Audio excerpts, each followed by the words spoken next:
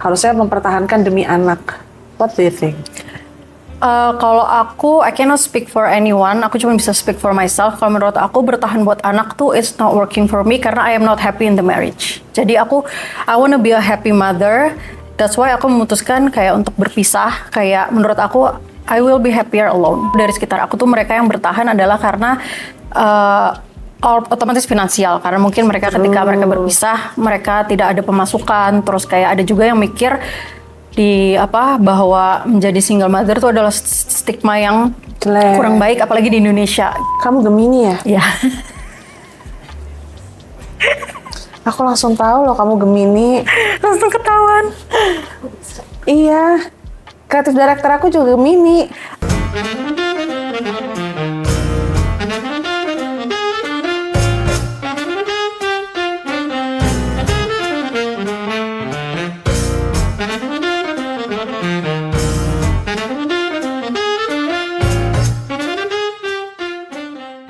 Hai, sayang-sayang JU.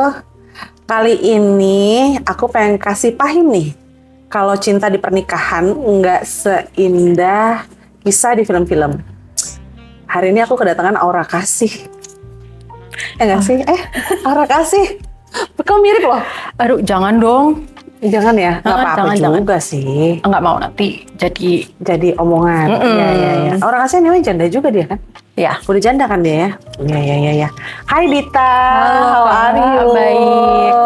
Kamu cantik amat. Thank you loh. Thank you udah mau datang. Terus Dita, kamu sendiri suka ngomongin film? Kamu sukanya film drama kah? Horor kah? Musik kah? Horor. Pantesan kisah cinta kehidupan agak nyambung sama filmnya. Iya. Sehoror itu kah? Enggak sih, tapi ya agak horor dikit lah. Dikit. Sebelum kamu married dulu, kamu married umur berapa? 27 kalau nggak salah ya. Oh ya, aku berapa ya? Aku udah 31 sih, married juga telat. Pas dulu tuh di kepala kamu tuh pernikahan tuh kayak apa? Ya seperti kayak di film-film gitu kan. Benar ya? Indah kayaknya, ternyata tidak seindah film gitu. Kayaknya indahnya itu cuman pas lagi di ininya doang gak sih? Resepsi sama persiapan? Iya, more or less. Jadi kamu udah nggak indahnya lagi, apakah langsung atau nunggu berapa hari? Kalau aku kayaknya langsung deh waktu itu. Langsung? Ya mungkin karena udah capek kali ya, jadi ada cekcok, terus habis itu kayak ngerasa langsung, oh gini ya nikah gitu. Itu kamu rasainnya langsung tuh? Langsung? Nikah, resepsi, besoknya kayak kok gini ya? Kok gini ya ternyata jadi istri gitu. Langsung? Langsung. Oh nggak ada masa indahnya dulu? Abis itu indah lagi, horor lagi, indah lagi ya, namanya hidup ya. Nggak semuanya langsung indah, ternyata banyak ada bumbu-bumbu horornya. Oke. Kalau sebelum kita yang ke horor, indahnya dulu apa menurut kamu yang enak? Waktu kamu married sama sekarang kamu masih menyandang predikat yang sama kayak aku dong ya? Janda.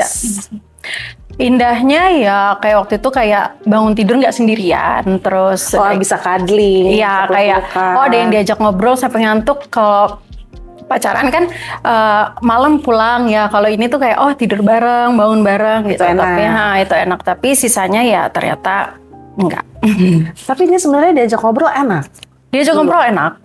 Nggak ada masalah di komunikasi. Komunikasi kalau untuk sekedar ngobrol biasa tuh enak, tapi memang the problem came from pas soal anak. Gitu. Oke, cekcoknya datang begitu anak lahir. Banyak cekcoknya tuh begitu anak lahir gitu. Jadi yang terberat adalah justru pada saat punya anak. Karena emang akhirnya beda visi misi, sebenarnya udah kita omongin, tapi kayaknya namanya orang bisa berubah gitu. Cuman at that time buat aku perubahannya tuh agak terlalu ekstrim, kayak yang tadinya A kok jadinya Z gitu. Yang akhirnya nggak sejalan lagi sama aku. Kamu kenal udah lama padahal? Dari kecil, temen TK. Nah ini menarik nih. Kemarin aku tuh habis Zoom meeting sama Dokter Yu Hasan. Dokter apa sih ngomongnya, dokter otak lah. Jadi beliau ini cerita kalau beliau juga married sama temen sekolahnya dari TK, SD, SMP, SMA tuh nggak pernah berantem. Mereka saling support segala macam. Akhirnya sampai mereka mikir, oke deh, ini kita udah selesai lulus dan dia harus kuliah seperti patternnya di Indonesia kan, udah selesai kuliah apa segala macam terus harus married. Pas married, habis married tuh berantem. Dia bilang, Terus dia bilang ini kayaknya yang salah ini justru memang menurut beliau ya, nih mengutip nanti boleh sedikit cuplikannya kemarin aku Zoom meeting. 5 hari menikah, untuk pertama kalinya aku berantem sama dia. Kenal selama 12 tahun itu nggak pernah berantem. Lu menikah kok malah berantem? Kan ini salah pernikahannya berarti. Yang salah dari relationship itu nggak salah, tapi institusi pernikahan ini gitu. Menurut dia institusi ini memang seperti sebuah organisasi yang agak merutkan gitu. Jadi kalau orang yang cerdas harusnya nggak menikah menurut dia. Menurut dia, ini aku sharing itu agak out of the box. Aku dengernya juga kalau itu sampai di Indonesia, makanya dia viral mulu kan. Tapi apakah benar dulu kamu berantem-beranteman nggak sebelum nikah? Enggak sih, kayak nggak banyak berantem gitu. Tapi ternyata emang setelah menikah jadi berantem, dan aku emang akhirnya punya kayak conclusion for me myself gitu, kayak akhirnya kayak I don't think marriage is for me gitu. Oke, jadi kamu udah nggak rencana untuk nggak sama sekali? So far nggak, kayak aku mau fokus ke myself and my kids aja. Dan kamu lebih happy? Yes, of course. Iya lagi. Of course, tetaplah menjanda. Yeah. Itu kalau kata dokter Yu juga, karena kalau ngejanda itu kayak lo cuman fokus ngebahagiain diri lo sendiri, mungkin anak lo atau keluarga lo, nyokap apa segala macam kan. Emang problem itu muncul begitu organisasi itu udah join di dalam hidup kita gitu katanya. Make sense sih. Kamu pas pernikahan dulu suka mendem atau orangnya bisa ngeluarin apa yang kamu rasain? Bisa ngeluarin sih, justru kayak nggak mendem, tapi dianya malah kayak ngerasa bahwa ya mungkin ini karena balik ke individunya ya. Kalau dia ngerasanya kayak akhirnya jadi aku ngelawan atau kayak speak up too much gitu loh. Sementara kan yang aku mau itu adalah diskusi, tapi kayak dia ngerasanya nggak boleh. Bukan nggak boleh sih, lebih kayak akhirnya kayak mungkin ya tersinggung karena ya I cannot speak for him, tapi saat itu akhirnya timbul perdebatan gitu. Oke, jadi dia yang kamu tangkep, yang dia mau itu kalau misalkan dia lagi ngomong kamu dengar. Kayak ya udah dengerin aja, bukan jadi ajang perdebatan, tapi for me marriage is ketika dua orang tuh bisa berdiskusi secara sehat. Gitu. Oh, jadi benar-benar kamu nggak boleh kasih masukan apapun atau harus tunggu dulu kali kan? Kalau kayak Atta Aurel tuh kalau aku nonton kayak nunggu dulu nih, kalau dia lagi ngomong si Atta Aurel kan juga shock tuh nggak boleh jawab. Oh ternyata harus nunggu dulu 2-3 hari. Kamu udah coba belum waktu itu? Udah coba, karena kita sempet kayak couple counseling juga, kayak ke konsultasi pernikahan ke psikolog juga, tapi ya memang pada akhirnya udah nggak sejalan, mungkin pada saat itu udah nggak sevisi misi dan akhirnya ribut mulu, akhirnya kayak ya udah deh, for me it's enough. Nah itu titik balik bahwa kamu pikir ya udah mending pisah aja. Mending pisah aja. Karena udah terlalu sering cekcok. Udah sering cekcok kita, kalau menurut aku saat itu karena udah ke psikolog juga, jadi menurutku kayak udah usaha mentok, tapi kayaknya udah kita better sendiri-sendiri aja. Gitu. Oke. Tapi banyak banget kan yang bilang, kamu udah punya anak? Udah. Berapa? 2 twins. Umur berapa? 7 tahun. Cewek-cewek? Cewek-cewek. Tapi hubungan sama bapaknya oke? Oke kok, nggak ada masalah. Nggak ada masalah. Tapi kan konon katanya kalau udah punya anak, apalagi kayak kamu gini, harusnya mempertahankan demi anak. What do you think? Kalau aku, I cannot speak for anyone. Aku cuma bisa speak for myself. Kalau menurut aku, bertahan buat anak tuh it's not working for me karena I am not happy in the marriage. Jadi I wanna be a happy mother. That's why aku memutuskan kayak untuk berpisah. Kayak menurut aku, I will be happier alone. Gitu. Biasanya menurut kamu yang takut untuk menjadi single mom itu kriteria perempuan yang kayak apa? Kalau kayak kamu kan berani nih, atau kayak aku berani. Tapi ada kan banyak yang? Banyak sih ada, tapi ya balik lagi I cannot speak untuk orang lain. Tapi menurut aku, dari sekitar aku tuh mereka yang bertahan adalah karena otomatis finansial. Karena mungkin mereka ketika mereka berpisah, mereka tidak ada pemasukan. Terus kayak ada juga yang mikir bahwa menjadi single mother itu adalah stigma yang kurang baik, apalagi di Indonesia gitu. Aku bangga jadi janda. Aku pun bangga jadi janda. Aku happy jadi janda. Aku pun. Tapi benar, stigma itu kayak zaman dulu kan, di film-film zaman dulu ya, kayak habis dari rumah janda ya, itu kan kayak ibaratnya kayak jelek banget. Jelek, terus kayak suka ganggu-ganggu. Kita yang diganggu ya. Iya makanya. Emang bener. Kenapa sih mikirnya kita yang ngeganggu? Ya orang kita diem-diem aja. Iya, kita diam aja digangguin. Tapi kenapa kita yang dituduh? Makanya. Padahal menyandang predikat janda itu is not easy loh buat Iya, kita. makanya banget sih. Single mom, janda, cari duit sendiri, ngebahagiain anak, jadi bapak juga. Iya, ngebahagiain diri sendiri. Ngebahagiain diri sendiri itu nggak gampang. Anyway, kamu katanya sampai ke psikolog gitu. Iya, jadi kan emang dari ke psikolognya itu dari pasti menikah kan, terus habis itu pisah, akhirnya aku lanjut ke psikolog sampai sekarang. Gitu. Sampai sekarang. Menurut kamu itu emang karena basian dari si pernikahan itu kamu jadi terganggu? Nggak bisa, aku nggak bilang itu sepenuhnya karena pernikahan itu, tapi justru menurut aku karena pernikahan itu akhirnya aku tahu bahwa ada emang beberapa problem yang perlu aku perbaiki dari diri aku, makanya aku ke psikolog gitu. Jadi kayak pernikahannya itu kayak ngebuka mata aku sih. Oke. Tuh. Berarti bisa aku nggak tarik historical dari cerita kamu nih, berarti sebenarnya pernikahan itu gagal juga bukan dari sisi bapaknya doang, berarti dari kamunya juga ada isu. Iya, karena menurut aku kayak dan menurut kita ya, aku sama dia gitu sama mantan suami aku, bahwa ya it takes two to tango, karena kesalahannya bukan hanya dari dia dan bukan hanya dari aku. Ya yang namanya sebuah hubungan kan dua manusia, jadi kita dua-duanya punya part kesalahannya masing-masing. Menarik nih, kira-kira ada nggak hubungannya sama inner child? Kenapa? Ada hubungannya sama inner child nggak? Kalau menurut psikolog aku sih ada.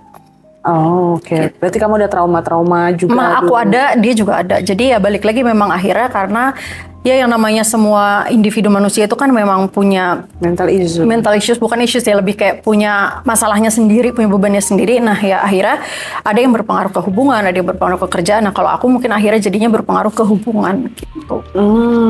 Tapi emang setahu aku ya, semua manusia tuh sebenarnya memang punya mental issue, tinggal kadar-kadarnya aja gitu. Ada yang memang harus perlu ditolong, ada yang memang masih dalam batas normal kayak gitu. Sebenarnya memang ada semua.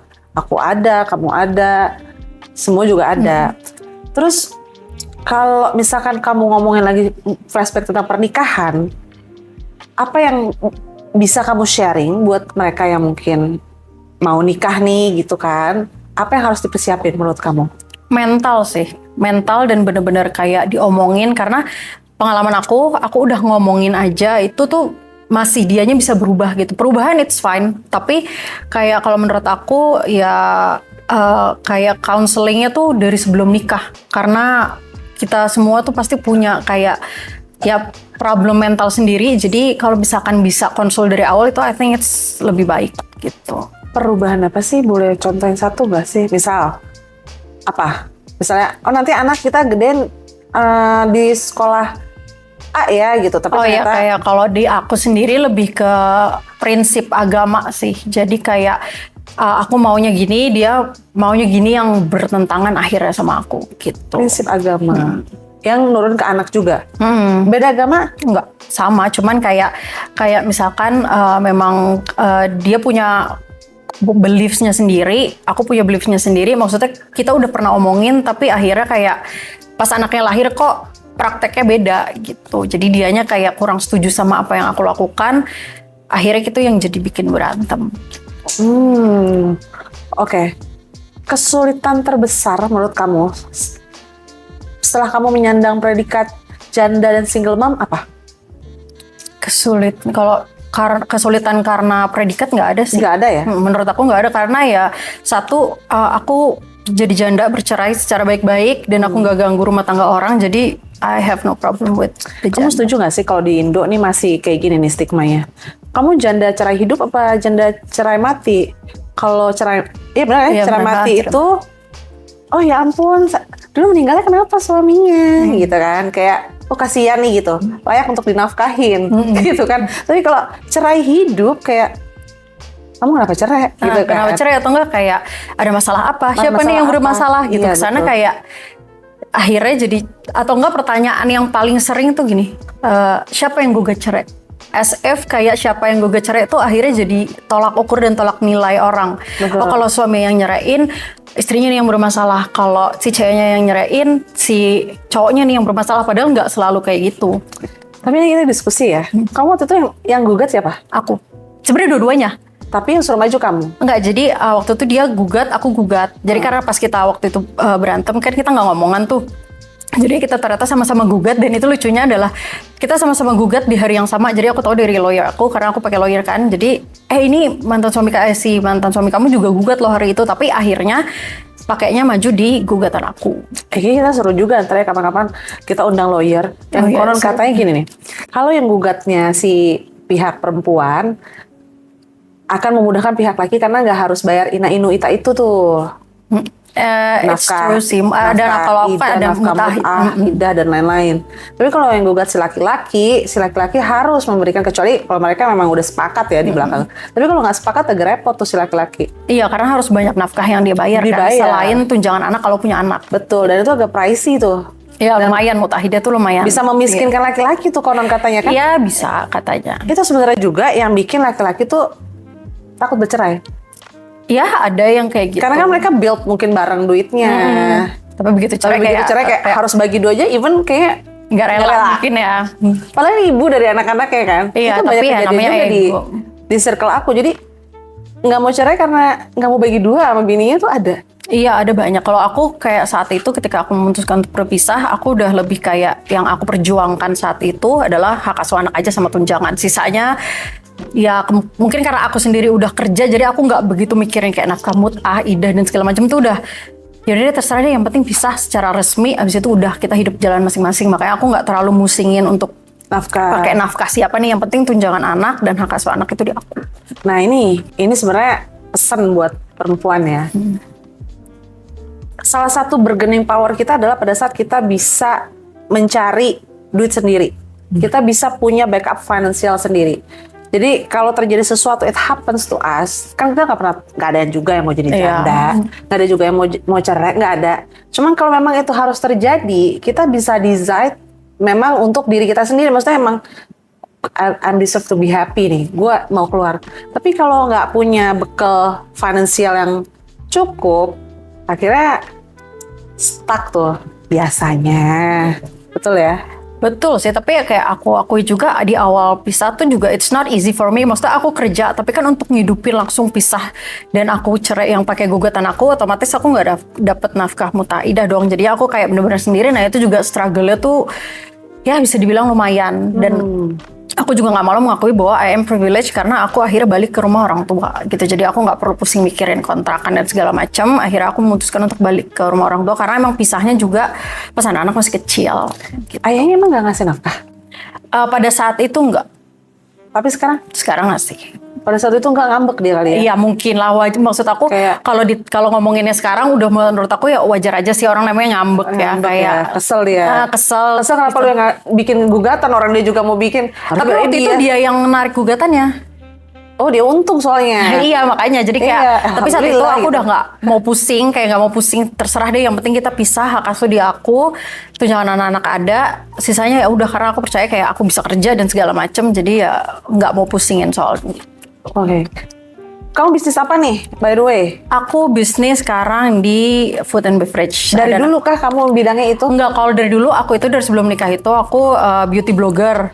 Beauty blogger, terus jadi pindah ke Instagram kan, jadi beauty influencer, terus habis itu sekarang lebih ke lifestyle karena aku bahas soal parenting dan kayak anak-anak dan single mother. Terus akhirnya aku partneran sama private chef. Jadi bikin ada tuh ada di situ kayak bikin ada bisnis namanya Katare. Jadi kita spesialisin beef pikanya gitu. Spesialis beef pikanya. Beef pikanya. Apa tuh beef pikanya? Jadi kalau itu sebenarnya bisa jelasin si chefnya ya. Kalau aku kan bagian kayak sosmed dan segala macamnya. Jadi kalau beef pikanya tuh bagian sapi yang lumayan dibilang kalau dulu langka sih ya pas mulai. Jadi sebenarnya dia duluan, terus akhirnya kayak aku join sama dia. Akhirnya kita build bareng sekarang. Karena kamu kan influencer juga nih. Agak geser sekarang influencer sekarang ya. Maksudnya gesernya tuh gini. Kalau dulu kan cukup untuk promosiin aja dan kita dapat duit. Kalau sekarang kayaknya mesti jualan juga tuh, jadi apa namanya? Sekarang udah banyak banget Kak. Iya, harus jadi apa tuh kalau dijualan di TikTok namanya? Affiliate. Harus jadi affiliate dulu. Jadi dilihat kamu berapa kali itu, berapa yang nonton.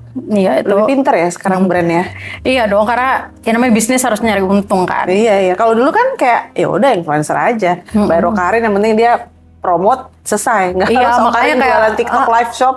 Kalau aku makanya sekarang kayak lebih ya yang namanya kerja itu apa aja jangan, maksudnya nggak, kalau misalkan dulu aku kan influencer gitu, tapi sekarang ya udah kayak bikin bisnis juga. Pokoknya apa yang bisa aku kerjain untuk kayak menafkahi anak-anak aku, ya aku kerjain gitu. Bagi waktunya? Bagi Apa? waktunya aman sih, kan balik lagi karena aku tidak pernah malu mengakui bahwa aku privilege, aku punya bisnis sendiri, jadi aku bisa ngatur waktu antara anak sama kerjaan. Oke. Yang kamu pelajarin setelah menjadi single mom? Banyak sih, tergantung dari sisi apa nih. Kalau dari diri sendiri, akhirnya aku bisa kayak mengenali dan memahami diri sendiri. Kalau misalkan dari anak-anak, aku bisa benar-benar kayak full waktunya untuk mereka, karena ya balik lagi aku nggak harus ngurus suami. Kayak anak-anak tidur, aku mau tidur ya udah, aku nggak pusing kayak oh ada suami yang harus dilayani atau ada suami yang harus dibikinin makan, ada suami yang harus ditungguin pulang. Itu I don't think it's for me gitu. Jadi kayak sekarang Iya. memang akhirnya bukan aku berarti makin- kita ngajarin untuk kalian nggak serve kalian punya suami ya. balik ke Cuman kan individu balik lagi ke masing-masing. individu Kalau aku masing-masing. it's not my cup of tea aja untuk saat ini ya. Tapi ke depan ada rencana? Enggak juga sih. Enggak. Kayak so far aku pengen, maksudnya gini, kalau buat aku punya anak itu kan a lifetime job. Jadi udah aku mau fokus ke anak-anak aku aja. Gitu, sama diri sendiri. Usia padahal masih memungkinkan untuk menikah lagi ya? Iya, tapi enggak, udah enak ini. Maksudnya aku kerja, aku ngurus anak dan segala macem. Jadi ya Yang godain kamu banyak gak? ya banyak sih, ada aja. Ada aja. Terus kamu ngeresponnya gimana? Kamu kalau ada yang godain nih misalnya, kamu akan memilih based on apa setelah kamu mengalami kegagalan? Ngerti gak maksud aku? Iya, Kalau nggak dulu ada sebelum milih nikah kan sih. kayak kamu mesti ganteng, ada gitunya dulu. Setelah divorce, Nggak ribet. yang penting gak ribet. Yang penting nggak ribet. Kere gak apa-apa. Enggak sih, kalau finansial udah pasti cari yang setara ya Nah. gitu. Tapi kalau misalkan dari kayak ganteng dan segala macam itu relatif gitu ya. Untuk fisik tuh kan relatif, tapi balik lagi nggak ribet. Karena dari awal siapapun yang mau sama aku udah bilang bahwa prioritas aku adalah diri aku dan anak-anak aku. Gak ribet ya. Jadi nomor satu nih, ini yang aku tanyain ke JU anyway Janda United ya. Pasti nomor satu ya itu financial things. Again kalau mau sama janda, hai lelaki, pasti kita akan memikirkan itu karena memang marriage itu ekonomi penting kan. Iya dong. Jadi karena kita tahu itu dari salah satu poin penting, makanya kita akan cari yang udah stabil karena nggak mau itu jadi isu lagi ke depannya, nggak mau gagal lagi sebenarnya. Kalau emang mau sama janda-janda biasanya, tapi beda-beda juga sih. Rata-rata ya memang normal lah, kodratnya perempuan kan pengennya dihidupi, Iya, ya kan, dinafkahi dinafkahi gitu kan. Lalu semenjak kamu sendiri, bagaimana kamu memuaskan diri kamu sendiri? Ada things yang namanya vibrator dan toys. Kamu jualan itu ya? Aku nggak, tapi pernah di endorse, pernah dikirimin. Kayaknya kamu jual, mau aku beli. Enggak, aduh udah cukup jualan makanan aja. Aku punya aku nggak kurang bagus kayaknya. Udah nanti aku kasih tahu ya, yang bagus udah ya. punya ya. Kayak ya vibrator dan toys aja. Satu, ya tidak beresiko, Benar, ya kan. benar. Kedua, ya udah puas sendiri, main sendiri, capek sendiri, nggak perlu ada harus basa-basi dan segala macam. Lebih safe, pokoknya intinya safety ya, safety come first, bersih, udah selesai. Dunia hayal ya. Emang para janda-janda ini pandai sekali berhayal. Sampai hayalan dari otak udah habis. Ngayal apa lagi gue hari ini gitu. Bener kan? Iya betul. Iya. Menurut kamu pernikahan yang sehat tuh seperti apa sih? Kalau aku, karena waktu itu aku juga nikahnya nggak lama, tapi menurut aku hubungan yang sehat ya. Hubungan yang sehat itu yang bisa komunikasi dua arah dan mau untuk saling saling memperbaiki diri tuh sama-sama gitu. Maksudnya ya nggak munafik juga gitu. Kalau aku berantem pasti ada, tapi setidaknya kita aware dan mau berusaha untuk kayak memperbaiki diri untuk hubungan gitu. Mau communicate lah ya, nggak satu arah. Tadi aku dengar-dengar juga sih sebelum mulai nggak patriarki. Yes, itu paling benar sih. Karena ya balik lagi, mungkin kalau aku tipikalnya maunya yang ya udah kita kayak misalkan punya anak ya sama-sama ngurus anaknya gitu loh. Nggak dulu ya. Hari ini, aduh bulu mata aku nih masuk nih. Cut dulu boleh nggak, perih banget nih Putal. Aduh sayang jauh, kamu kok ngeliat aku gini-gini mulu. Bulu mata aku hari ini masuk. Ya ampun, Putal. Anjir.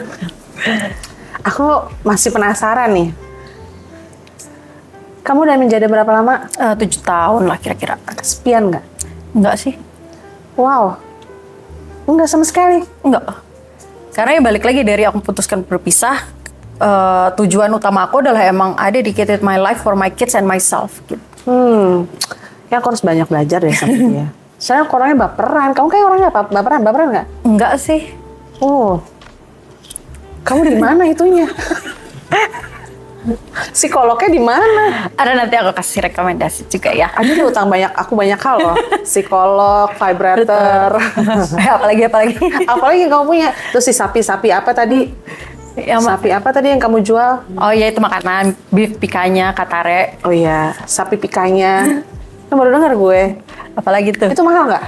Enggak, ya mahal murah relatif, tapi menurut aku dengan quality yang oke dan yang masaknya seorang private chef yang udah jam terbangnya tinggi ya, jadi nggak sih. Iya, bisa dicek Instagramnya. Itu dia bentuknya kayak, bahas dikit ya, bentuknya stick kah? Atau? Iya, stick gitu. Oh, stick. Stick dia? Ya kalau mau lihat pokoknya dia itu saat ini private chefnya Nikita Willy yang partner aku itu. Gitu. Kok mulu ya? Pelajaran paling besar tentang relationship apa? Setelah kamu menjadi single mom? Komunikasi sih. Saling mengerti aja gitu, maksudnya kayak mungkin saat dulu aku belum paham banget, akhirnya aku juga pengennya didengar, dia juga pengen didengar, akhirnya kurang cocok. Kayak sekarang yang aku pelajari ya harus saling mau mendengar aja sih. Gitu. Komunikasi, financial, sex life, urutin coba. Yang paling penting buat kamu? Financial, komunikasi, sex life. Oh, kebalikan ya aku semua. Aku sex life. Kalau aku Iya nggak lagi. sih, ntar itu udah. Karena udah nemu mainan yang cocok kali ya, jadi ya udah gitu. Aduh, pakai mainan mulu. Aku capek ngayalnya. Kalau aku lebih takut resikonya, jadi karena kalau Kan ada yang namanya kondom. iya tetap aja capek kan deg-degannya gitu. Kalau ini kan jelas puas, Takut apa? Takut gitu. hamil.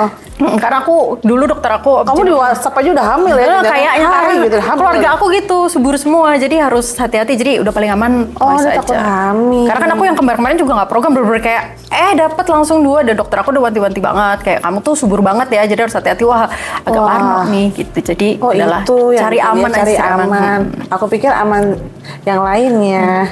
Cari aman aja itu. Ya pokoknya puas, enak, aman, udah itu udah paling penting. Iya. Aku mau nanya lagi. Tipe pasangan yang kamu harapin ke depannya kayak apa? Satu ya financial Selain- stable, financialnya nggak ribet, nggak patriarki, udah sih. Kalau udah financial stable, muka ya bisa dikondisikan lah. Oh gitu. Oh, mukanya jelek banget juga nggak apa-apa. Tapi kaya banget gitu, Iya. ya nggak apa-apa lah, bisa dipermakan ke Korea gitu kan? Itu kamu bisa tuh. Ya bisa aja sih. Oh. Iya, oke. Ada tuh, mau? Nggak dulu. Ada kan, tahu kan, Dek? Vando deh yang tahu. Setelah 7 tahun menjanda, hal yang paling berubah dari diri kamu apa? Banyak ya, dari segala sisi gitu, dari secara individual, secara me as a person sama me as a mother tuh banyak banget yang berubah sih. Maksudnya kayak apalagi kayak aku apa-apa sendiri kan, jadi kayak sekarang aku ngerasa kalau dulu sempet ada ego yang aku nggak mau minta tolong siapapun, even ke orang tua atau kayak ke siapapun deh gitu. Maksudnya kalau sekarang tuh lebih kayak ya it's okay to ask for help, karena bukan berarti aku tuh lemah gitu. Kalau dulu kan kayak masih ada ego single mom, gue harus kuat. Kalau sekarang ya it's okay not to be okay. Kamu Gemini ya? Ya. Aku langsung tahu loh kamu Gemini. Langsung ketahuan. Iya. Kreatif director aku juga Gemini. Oh, oke. Namanya Typical. Ade Fitria Lubis. Aku langsung tahu loh. Susah loh. Kita jadi ngomongin zodiak nih. Geser dikit ya. Emang Gemini tuh susah dipahami. Betul nggak, Chef? Sampai batuk loh, Sampai Chef, batuk ya. dia. Susah sekali dipahami. Tapi sebenarnya dia itu setia. Ya, kalau Bener ya? kalau setia iya. Setia, tapi susah banget. Gila, dia moody banget. Oh, sangat. Gak jelas dia maunya apa. Ya Moodnya kan? berubah setiap detik. Moodnya berubah setiap detik, terus gengsi. Ya, itu dia. Betul sekali. Betul ya?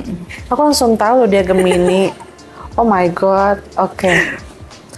Gemini, iya, dia tuh sex life setahu aku dia nggak terlalu amat tuh. Iya, yang penting duit, komunikasi. Chef apa chef bintangnya chef? Libra. Iya. Ngomong dia. Ngomong ya? Ya. Iya. Oke. Jadi kita ngomongin zodiak. Oke, momen apa yang bisa kamu rasain bahwa momen yang jadi apa ya, turning point kamu lah, bahwa memang akhirnya sekarang ini gue jadi pribadi yang lebih kuat? Jujur terbantu banyak banget sama terapi sih. Karena sebelumnya tuh kayak aku ngerasa yang kayak ini gue salah nggak sih dan segala macam, apakah kayak keputusan gue bikin salah dan segala macam, terus kayak ngerasa kok gue lemah banget ya, baru gini aja udah bisa dan segala macam. Tapi akhirnya karena terbantu dengan terapi dan ke psikolog itu, akhirnya kayak oh no, it's fine gitu, kayak apapun keputusan gue, yang penting kayak aku mau aku jadi diri yang lebih baik dan aku mau jadi ibu yang lebih baik untuk anak-anak aku gitu. Turning point-nya ya karena terapi sih, karena psikolog gitu. Oke. Bukan karena kamu ketemu chef? Enggak sih, udah lama banget sama dia Sama juga. dia lama, iya.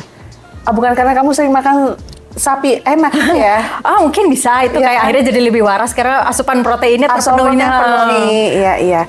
Kalau kamu bisa ngomong buat perempuan-perempuan yang masih ada di dalam pernikahan yang gak happy, kamu mau kasih pesan apa ke mereka?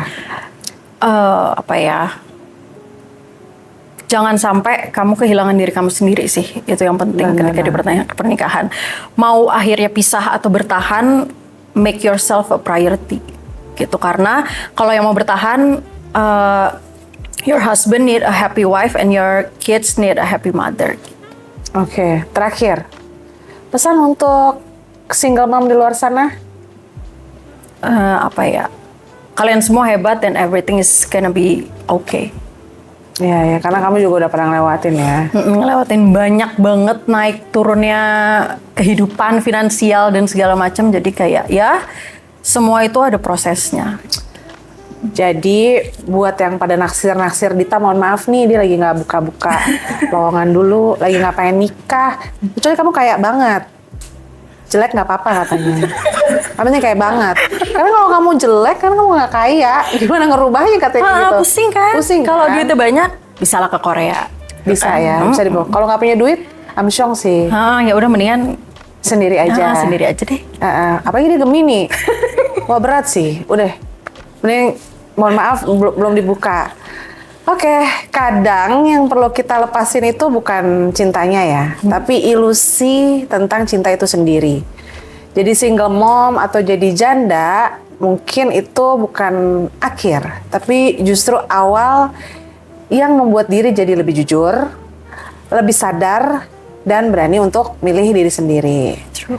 Seng Jiu, jangan mau untuk merasa selalu dihakimi. Kita ketemu lagi di episode berikutnya. Bye-bye.